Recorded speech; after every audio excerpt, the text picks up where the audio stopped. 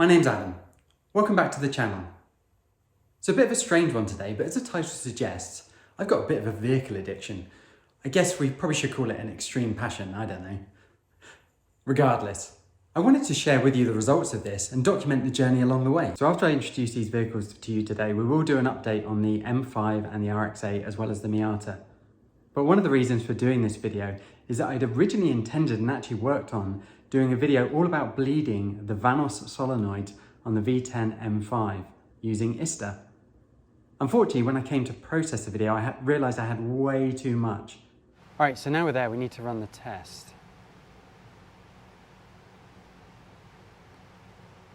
So over the past 18 months or so, I've done a number of different video formats. Each one of them knows it's been taking way too long to process, so I really need to shake it up and get better about taking some footage and releasing the content the same day. So that's the plan for today. So bear with me, it's going to be a little bit shaky and nowhere near as polished, but hopefully it will be useful information. And more than anything, I can get back to doing what I love most, which is actually working on these things as opposed to processing video.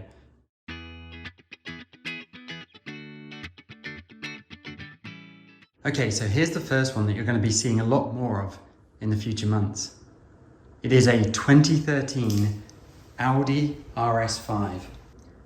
So this car I actually found at Carvana of all places, and it had just under 27,000 miles on the clock and was immaculate.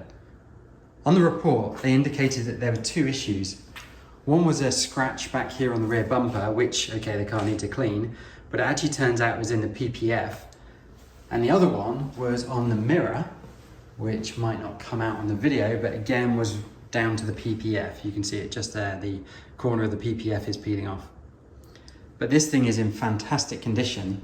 The only issue is, and this is something that I still need to fix, and the tyres are on order, the tyres that came with the car, if we can see the date code, are from week 29, I think that says, 2012. So the tyres themselves are 10 years old. That is terrifying for a car of this performance. So the colour is Sepang blue, and the interior, as you'll see, is Lunar Silver. I think it's quite a rare combination, but I think everyone claims that their car is rare.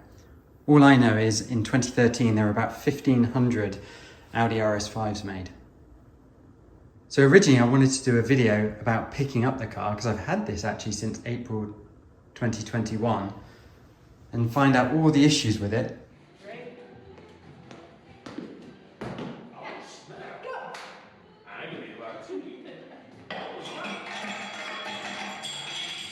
Winner, chicken dinner. What a chicken dinner. Just a little athleticism is what we needed there.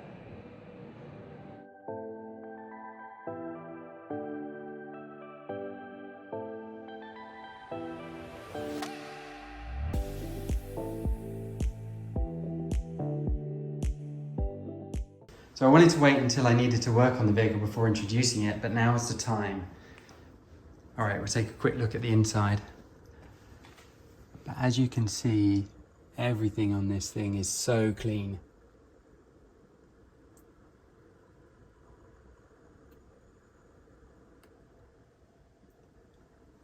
The only issue I have found is that right down here on the side bolster, there is a tiny bit of wear. And that's basically from, and I've discovered this, anyone who wears a watch, which jumps in the car and tries to get a phone out of their pocket, will end up scratching just that side bolster. And there we go. Not only can you see the date, so you'll see if I'll be able to get this video out tomorrow, but you can also see the mileage, 28,000. So I've only done just over 1,000 miles in this so far, which I know it's sacrilege, but when it was in such good condition and there's so many other cars to play with, can you blame me? All right, so I promised to do a better introduction when I get some more time and be able to get the vehicle out. But I just wanted to show you this. I mean, okay, it's a little bit dusty, but you can see just how clean the vehicle is. And this is what makes this car so special. So this is the last naturally aspirated Audi RS5. After this, they went to a turbo. And this engine actually makes more power than the same year Audi R8. So this V8 is actually based on a V10 engine that was originally in the Lamborghini Gallardo, as opposed to the R8 V8 engine, which was from an earlier generation, or at least a different generation of V8s. So this V8 is based on a V10. And that actually means it produces 30 more horsepower than the Audi R8 of the equivalent year, at least the V8 engine. This produces a total of 450 horsepower and 317 foot-pound of torque. But what makes it really interesting is that it redlines even higher than the V10 M5. So this thing has peak power at 8250 RPM, so 8,250 RPM, and actually redlines at 8,500 RPM, which is just incredible, and it sounds amazing. But we'll save that for another day. So I've just been talking about what great condition it's in, so why am I introducing it now? What work do I possibly need to do? Well, like anything, at 10 years old, there's actually a lot of routine maintenance that needs doing. For example, these things are inherent for having warped front rotors, and you can feel that on this car. As well as that, I need to do a transmission flush. So the rotors and the transmission are two of the weak points with this vehicle. I've of course got to replace the tires. 10 years old, that's really sketchy. And then finally, I need to do a coolant flush. So I don't know how long that coolant's been in there, but coolant really shouldn't be in a vehicle for more than a few years because it's got some anti-corrosion inhibitors in there. So I need to go ahead and do that.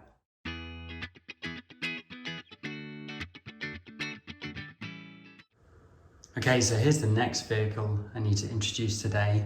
And whilst it's a little bit unusual, the channel so far is focused on cars, motorbikes is also a big passion of mine.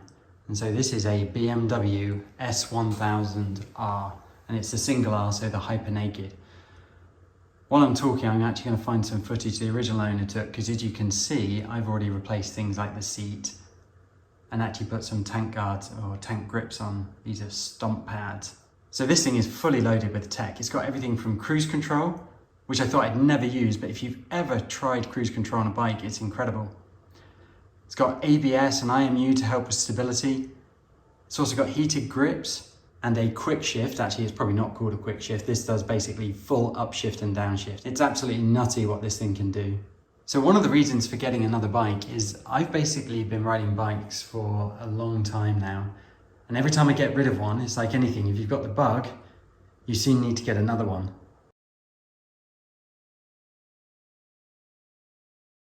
So earlier this year, I had the opportunity to ride the big brother of this, the S1000RR, at a couple of different tracks around the US.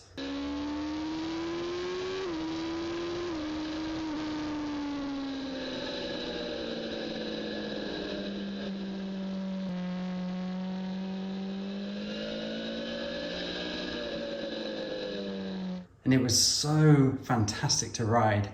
I just couldn't help but look for one for myself. It's 5:30 in the morning and we're just about to head down to Tulsa to pick up a new toy. Let's see how this goes. There it is. Doesn't it look fantastic? So there we have it.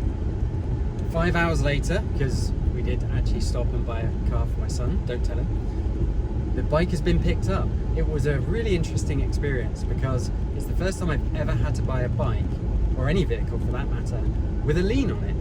I had no idea what to do because I was really nervous about getting that lien release and the title and being able to register it.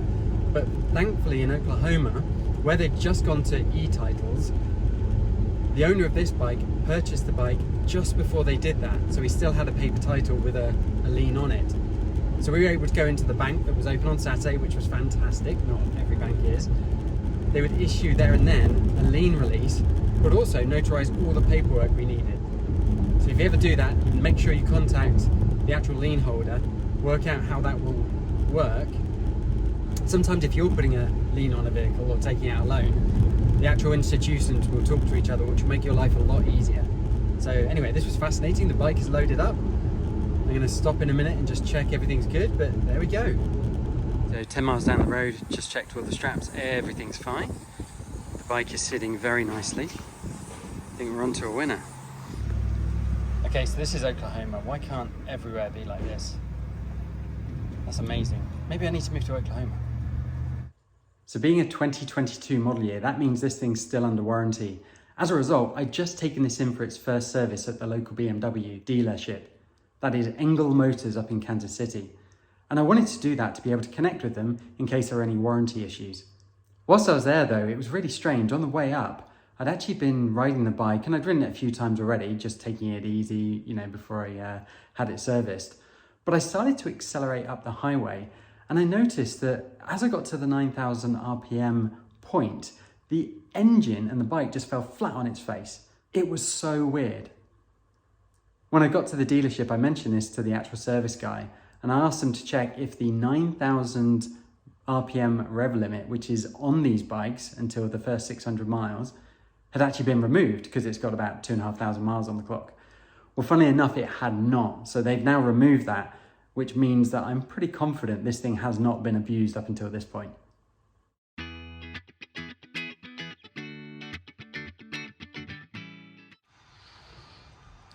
Okay, so I do need to explain this car then. So this is a 2006 Pontiac Solstice, and we're going to take the RX-8 in a minute down to grab the M5, so I need to switch those two over. But anyway, this Solstice is actually going to be for my son. So he's actually recently graduated from university, and he paid his own way, and we're super proud of him. So as a surprise, we went out and found this car. It took us months to find a decent car. But we probably won't see too much of this actually on the channel itself, or at least I hope we won't. Hopefully it'll be nice and reliable. But right now we actually need to get on the road, go and take the RX-8 down to the workshop. Two reasons. One is I've been driving this the past couple of weeks, and it has a tiny little leak we need to investigate. So maybe this comes out, but just up there you can see there's a little bit of fluid, and we need to go and find out what that is, what's causing that. Okay, so you haven't seen it for a while, so cold start. First time, every time. Yes! Oil pressure looks good. Other sensors are reading, so that's always good.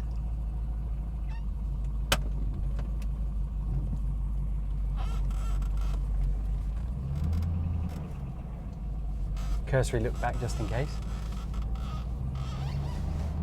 No puddles, that's always a good sign.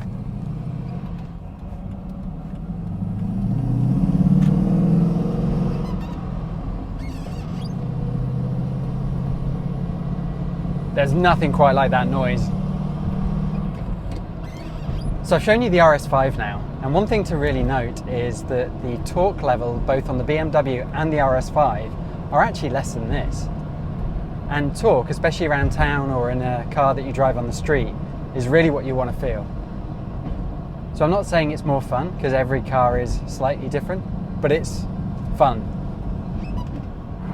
Okay, so I've just had to open the windows.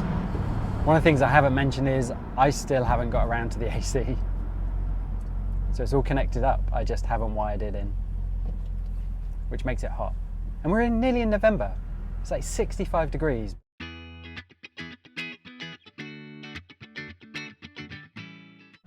So I was thinking about it earlier, and I mentioned a vehicle addiction. I don't think it's a vehicle addiction. I think it's a going fast addiction. And that's all right, isn't it? What's the normal term for it? An adrenaline junkie. But in all seriousness, that's probably what keeps me going back to bikes and being on track and high performance vehicles. They're just so much fun.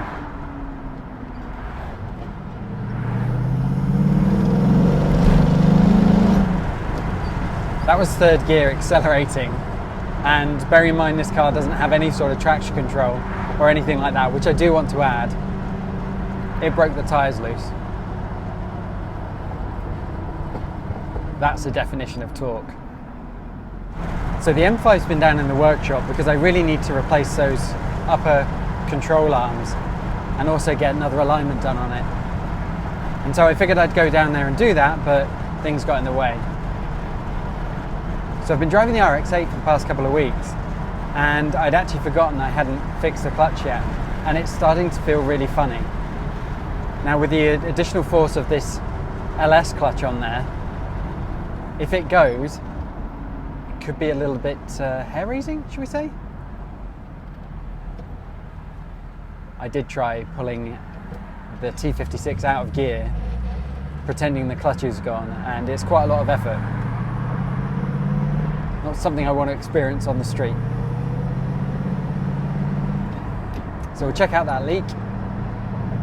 We'll also take a quick look at the clutch, see if we need to order anything. I think I can just weld it up. Might not get to that today, but at least we'll know. And then, yeah, bring the M5 back. So I think the last time I tried this, I could actually hear myself on the microphone, even in a car wash. So this is the same one. I know, I should do it by hand. Use the same excuse, right? No time, no time.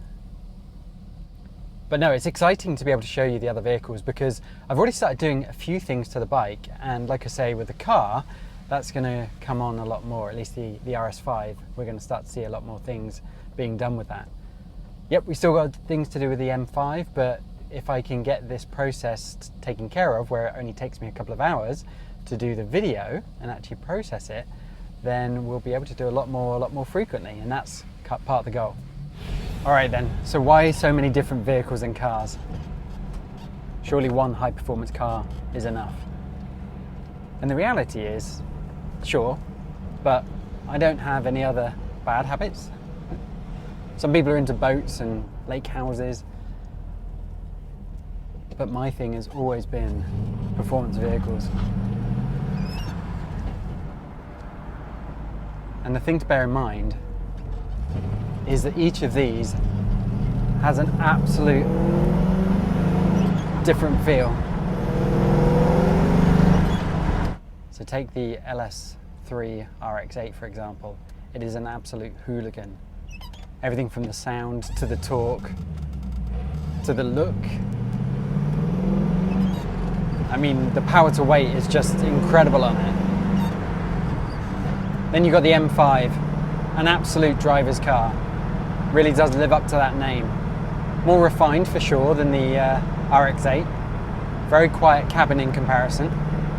But that V10, that Formula 1 inspired V10, it's just amazing. Then you get the Audi RS5. And bearing in mind that was my first Audi, that thing is so well refined. My wife even enjoys that one. Can't say quite the same about the other two. And then you get bikes. Now I know a lot of people won't be into bikes, and that's fine, I get that.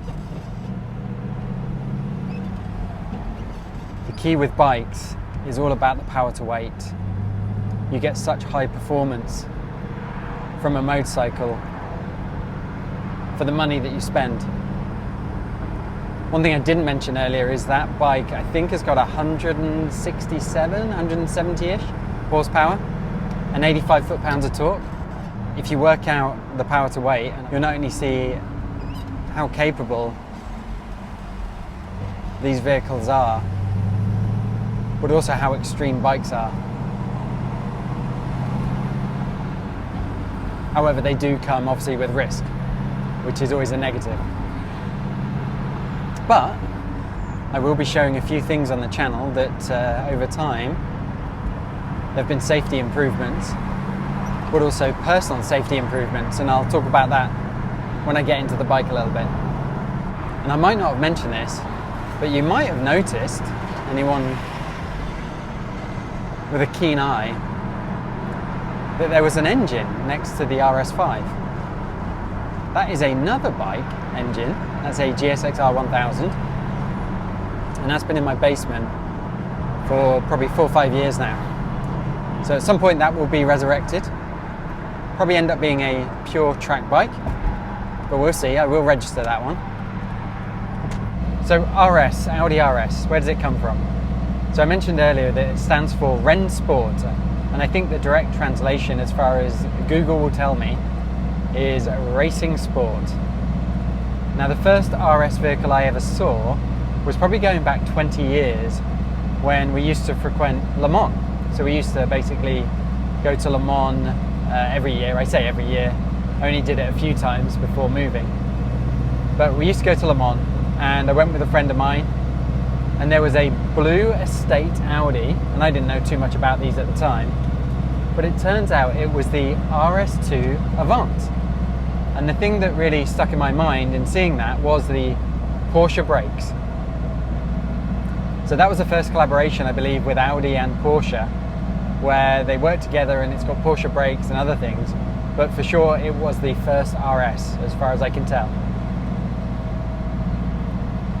Now the other interesting thing that's very topical, and I have had the car a while, remember, is that if you watch Grand Tour, you might have seen the Scandinavian Flick recently, the recent special. And on that special, Jeremy Clarkson gets himself an Audi. And sure enough, it is a V8 naturally aspirated Audi. Now I don't know if it's the same generation, but regardless, he speaks very highly of it. Just mere coincidence that I've got one as well, if it is the same one. Now I keep saying that Jeremy Clarkson says this. I don't think I've ever actually found any reference. Maybe he does, maybe you guys can comment below. But there's an expression that always springs to mind when I think of Jeremy Clarkson and V8s. And that's all the torque. Yes!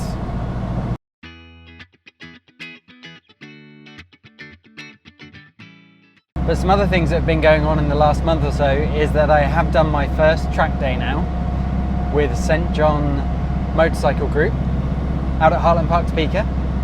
A friend of mine let me ride in the alternate sessions to him. It was a fantastic experience, and I'll post my results in terms of the times I was setting up here. As you can see, slow progression through the day, which is what you want. Especially on a bike, I am not going to go out and try and set lap records. I am not experienced enough on the track, but I feel pretty good about that progress. Some of the fast guys are down in the 150s, might even be in the 40s, I'm not sure. Don't think they're anywhere near as quick as cars on that track, but man is it fun. But the concentration level, my goodness, compared to driving, racing a car there, something different for sure. But Hector St. John puts on a fantastic event. If you're into bikes and want to do a track day, I would thoroughly recommend checking out St. John track days at Heartland Park. During the summer they're there maybe once a month. And I think this past weekend was their last event for 2022. Tons of track time. I think there were 7 sessions during the day. And you get supporting dealers on site, like Dre from Power Sports Stuff, who again is just a fantastic character, very easy to work with. I might have sacrificed my lunch so that he could help another rider get back on track. Probably should have taken a picture of that. So with the bike track days, especially around here, not like CMRA or anyone like that, they just purely focus on improving your riding skill and getting quicker, but enjoying the track. They do, however, do a Grom race just after lunch, which is hilarious to watch. Now Dre, who I've already mentioned, apparently is somebody who wins a lot of those. Maybe because his bikes are souped up. But on this race, and I've got some footage which hopefully will come out, you'll see that he was forced to start not only from the back of the pack, but all the way back at turn 14, whilst everyone was up at the start finish line. So a significant handicap. So lining up there, and then Dre is all the way back. But they do just a single lap, and within a single lap, starting at turn 14, he managed to get up all the way into, I want to say, second place. Not quite first, but that's how quick he is.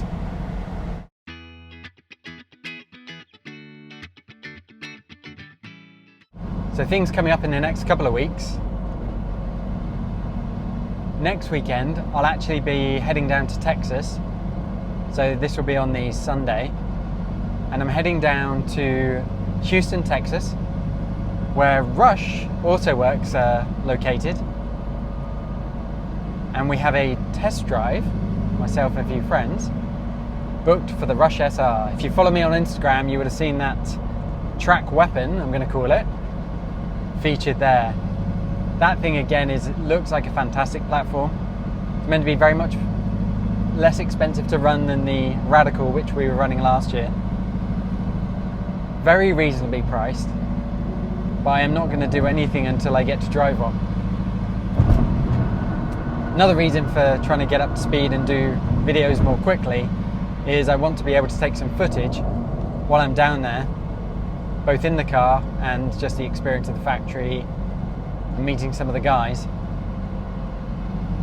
But this allows me to do it hopefully in a much easier way to get you guys content.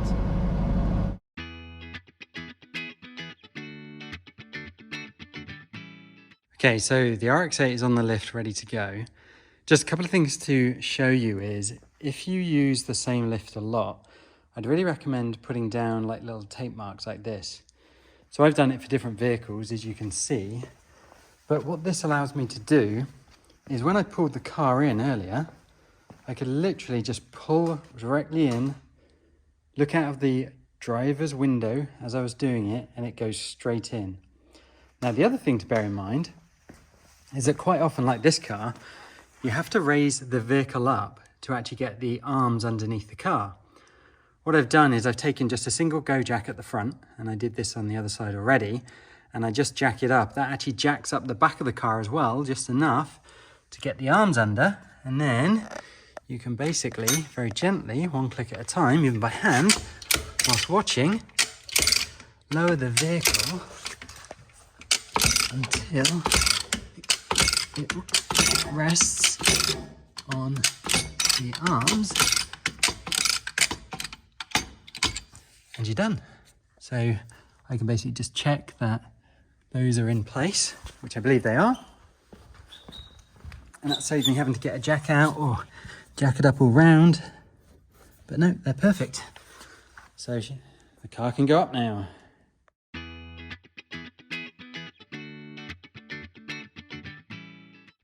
Okay, this should be an easy one to fix, but unfortunately probably won't get to it today. So what it looks like is the coolant reservoir there, if you can see it, is actually below the minimum.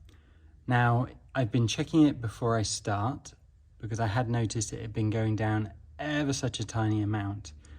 So I know that there's coolant there, an appropriate amount of coolant, so I'm not worried about that. But because that's going down, and I'll show you what I found underneath, it looks like there's a coolant leak. Now, the reason why I say we probably won't be able to solve it today is that the pressure tester, in order to work out where the leak is, doesn't always work when it's hot. And indeed, when it's hot and running, there doesn't seem to be an issue. It seems to be the only issue is when it's cold. Now, I've had it with these lines before. You can see down there on the heater matrix, or at least on the outlet to the heater core, to the heater matrix itself. And there's the thermostat. I've had those lines leak where they are just a tiny, tiny bit of a different size to the OEM, and you can see where I adapted it. There's a whole video on that if you want to go and watch it. So I've seen those leak before, and I'll get the car up in the air again and show you what I found, but we're probably going to have to wait until the car cools and the engine cools, because then if there is going to be any leaks, they will be super apparent. So we'll get the car back up and I'll show you that. So I didn't even have to take the under tray off for this, but you can see basically that hose there is a little bit of coolant on that hose. And so the big hose above the smaller AC hose below is the one that I'm looking at. And so that suggests that that's what that drip was earlier. Now this is on the under tray, just looking through this hole here. So there's the front right wheel. And like I say, you can just see where that hose above the small hose is actually wet, which is the one you want to worry about. The fact that the small hose is wet is being caused by the one above. It wouldn't go up. I've checked everything else out and everything else looks okay. There's no more leaks. Does look fantastic. And driven. I will go ahead and change the transmission fluid at some point. You probably heard in the video earlier, it sounds a little bit graunchy. Now these things, and this one has been raced, aren't the smoothest of transmissions anyway. And I think there is Dextron 3 in there. So I'm gonna go ahead and put Royal Purple Synchromax in there. Apart from that, if I just look down, all the fuel lines look good. The exhaust looks good. Ooh, that has been pulled. That's interesting. Need to take a closer look at that at some point. But going back here then, the diff looks good. There is that leak, which we saw ages ago, coming from this side. So that seal definitely needs to be replaced. So I need to go ahead and do that. I'll add it to the list. But apart from that, and it just being used and run, everything's looking good.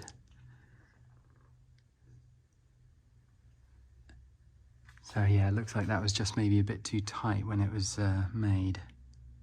Oh, it's been hit. That's what's happened.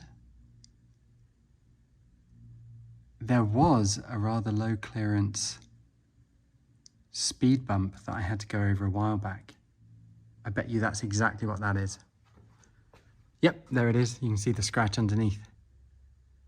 Okay, well that explains that one. And looking from this side, yep, you can see it's tilted down. So I will correct that in the appropriate way when I get the other parts in.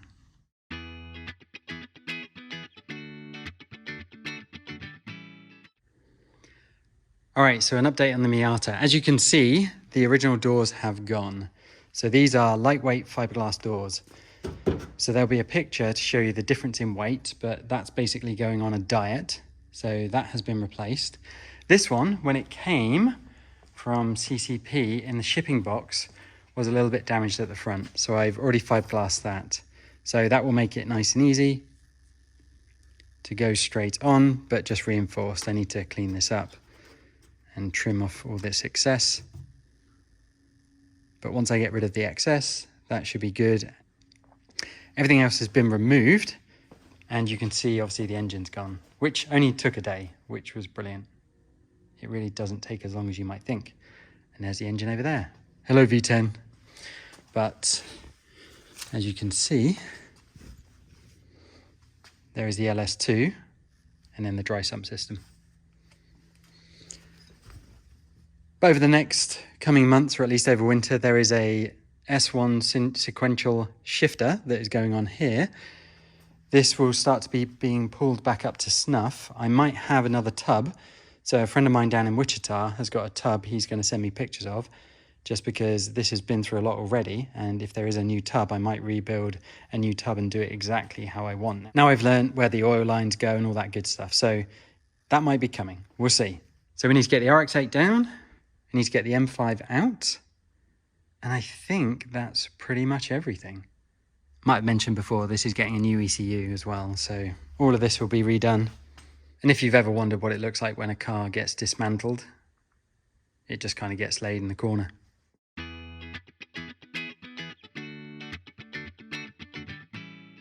So with the M5 then, this is why it's been in the workshop. I went to do the upper rear arms, and one of the things I noticed immediately was that in the instructions, there are two different types of ball joint for this arm. So I think this is the leading arm. And basically you could tell by the size of this. So I had to go and order some others. These are genuine. But you can see here that if you compare these two, hopefully it comes out, they are a different size, and it's the smaller ones on the 06, or at least my model 06.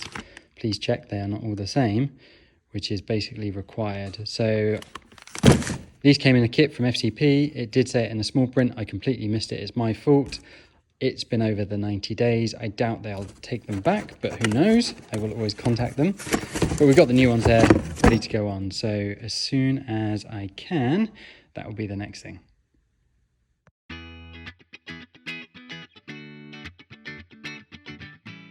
Okay, so the BMW has literally been sat for 2 weeks. So good opportunity for a true cold start.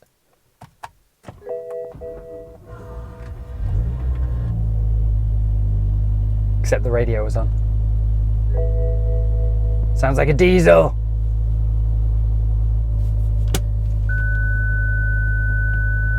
Yes, yes.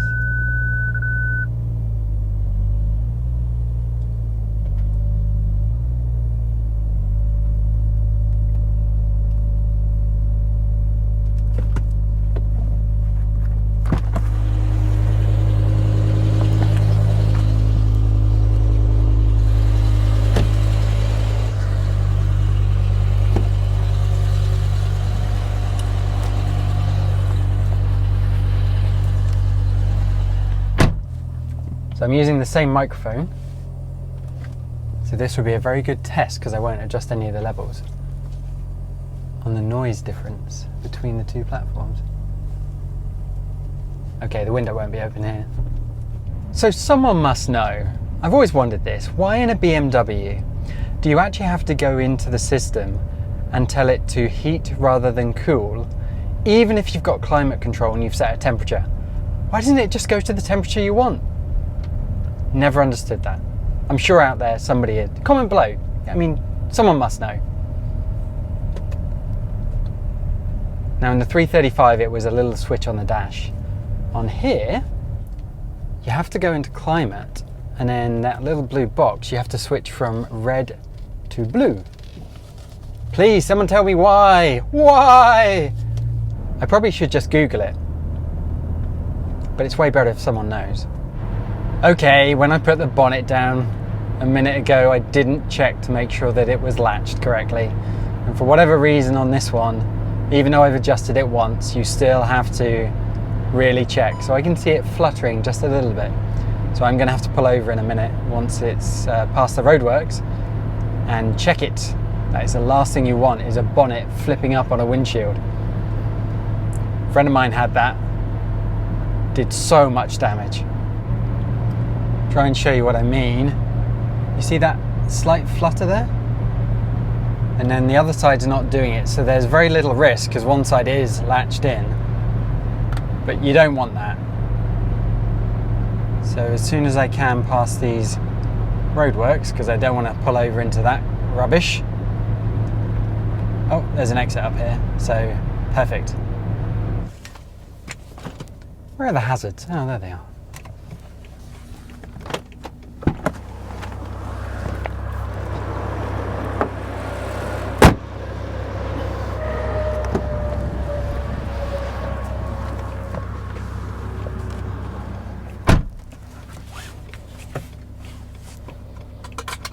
Ooh, the oil's warm.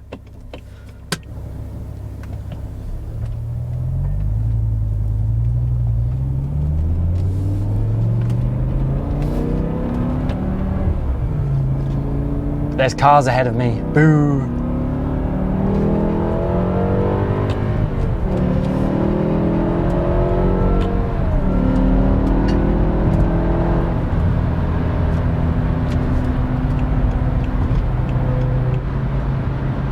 Alright, so it's been a busy video.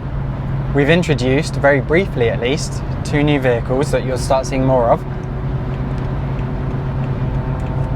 Done a quick update on the M5. Got the M5 back. You've seen the RX-8, and we've worked out, or at least diagnosed, where I believe the leak is from. I'll find out when it's cooled down and I can go back and check, probably midweek. So I really hope you've enjoyed today's video. Don't forget to like, share and subscribe. Thanks for watching and have a great day.